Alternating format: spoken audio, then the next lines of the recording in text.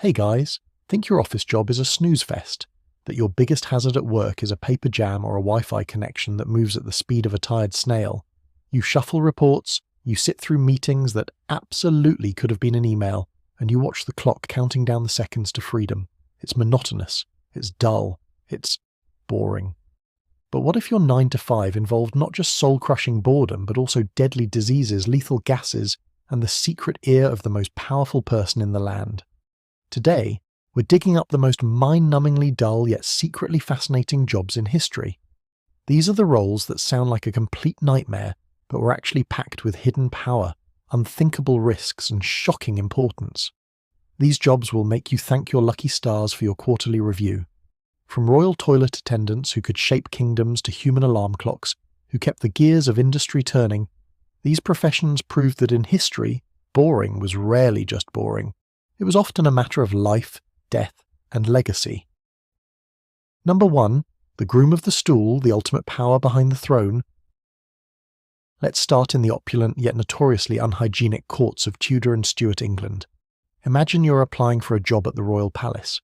You're hoping for something respectable, a scribe, a guard, maybe a cook. Instead, you're offered the position of groom of the king's close stool. Your heart sinks. Your main duty, helping the king with his, let's say, most private bodily functions. That's right, you're the royal toilet attendant. The official title meant you were in charge of the close stool, which was basically a fancy portable toilet, a padded box with a pewter pot inside. Your job was to bring the stool when needed, provide water and towels for cleaning, and then get rid of the evidence. It sounds like the most humiliating, disgusting job in the entire kingdom.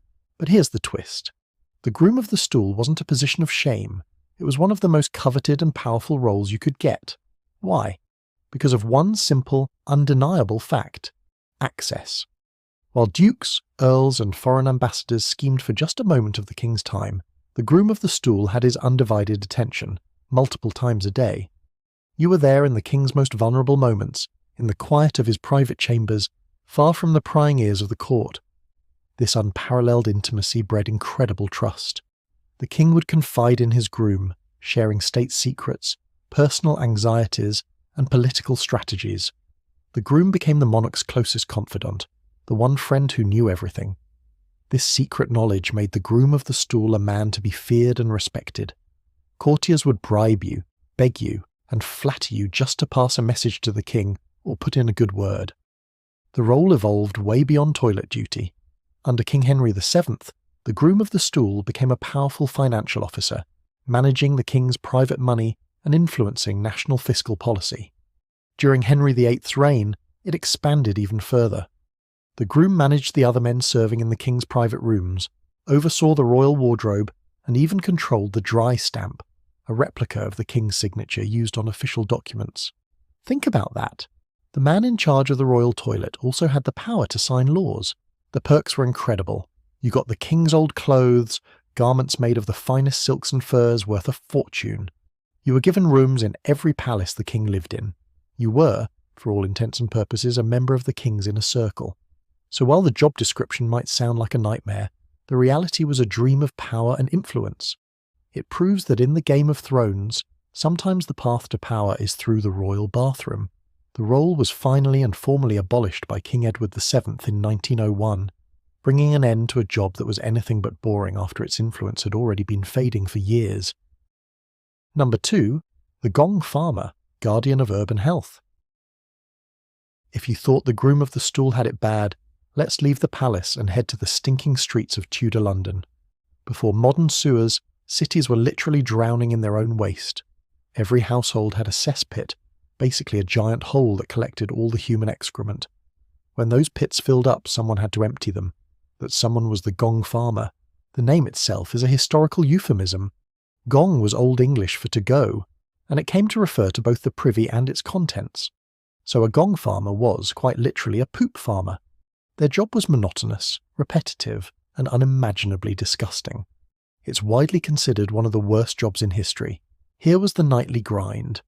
Gong farmers could only work between 9 p.m. and 5 a.m., so respectable citizens wouldn't have to see or smell them. Working in small teams, they would climb down into the cesspits, often standing waist-deep in raw sewage, and begin the back-breaking work of shoveling the night soil into buckets. Sometimes, the chutes leading into the pits were too narrow for a man, so young boys were sent to crawl into the tight spaces and haul the waste out. The dangers were constant. The most immediate threat was asphyxiation from toxic fumes like methane.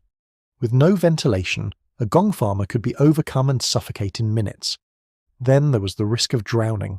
There's the cautionary tale of a 14th century gong farmer named Richard the Raker, who tragically fell through a rotten privy floor and drowned in the very material he was paid to remove. And of course, there was the constant exposure to diseases like cholera and dysentery. Despite the horror, the job was surprisingly well paid. A gong farmer could earn a very respectable wage, but the money came at a steep social cost. They were outcasts, often forced to live in designated areas because of the unbearable stench they carried with them. Yet, for all the disgust and danger, the gong farmer played a critical role in public health. Without them, cities would have become uninhabitable, with overflowing cesspits contaminating drinking water and causing catastrophic plagues. They were the unsung and very smelly heroes of urban hygiene. It was a profession that thankfully disappeared with modern plumbing, and one we can all be grateful we don't have to do. Number 3. The Tosher, treasure hunter of the sewers. Let's jump forward to the 19th century, to the sprawling metropolis of Victorian London. While gong farmers dealt with cesspits, a new breed of scavenger emerged to tackle the city's growing sewer network, the Tosher. The name likely comes from the slang word tosh, meaning valuable bits of copper, a common find in the sewers. On the surface, the job seems just as repulsive as gong farming. Toshers were sewer hunters.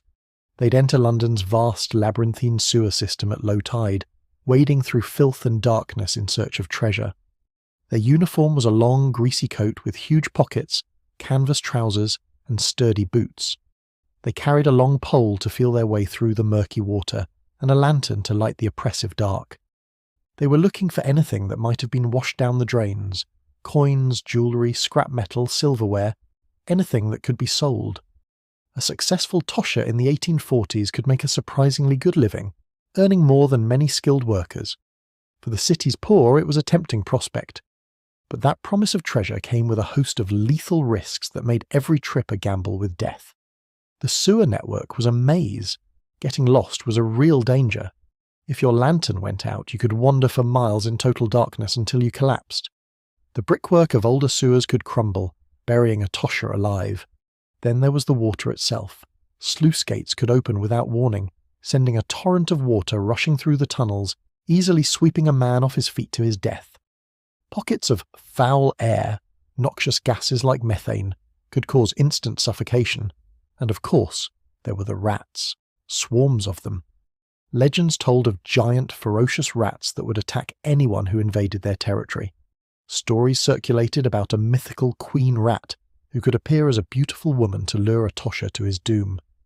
The work was also illegal. By the 1840s, the authorities had forbidden entry into the main sewers, forcing toshers to work in secret, constantly evading the police.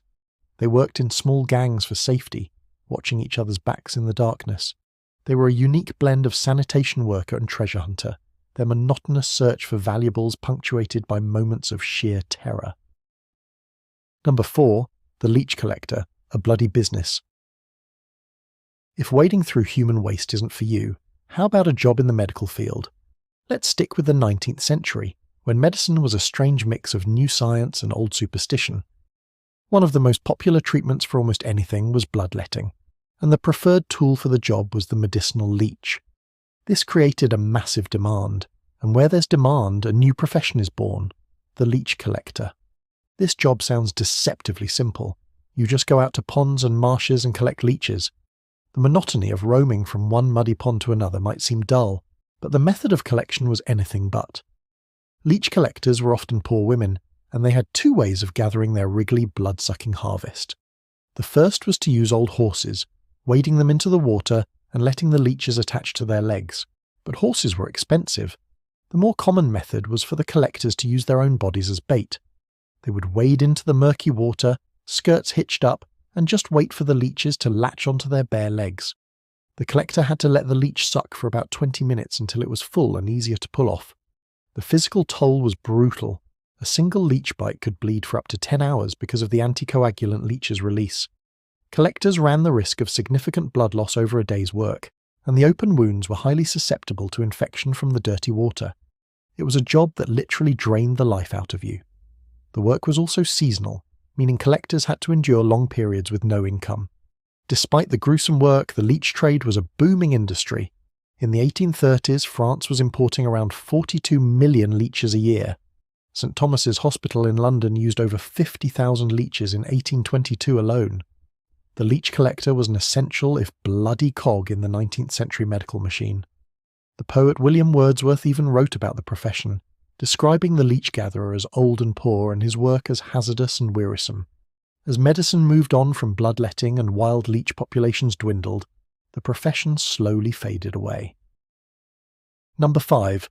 The knocker-upper, the human alarm clock. Now let's shift from the disgusting to the deceptively simple. Imagine a world without alarm clocks. No jarring beeps, no smartphone buzzing on your nightstand. How would you get to work on time? During the Industrial Revolution, this was a real problem. Alarm clocks existed, but they were expensive and unreliable.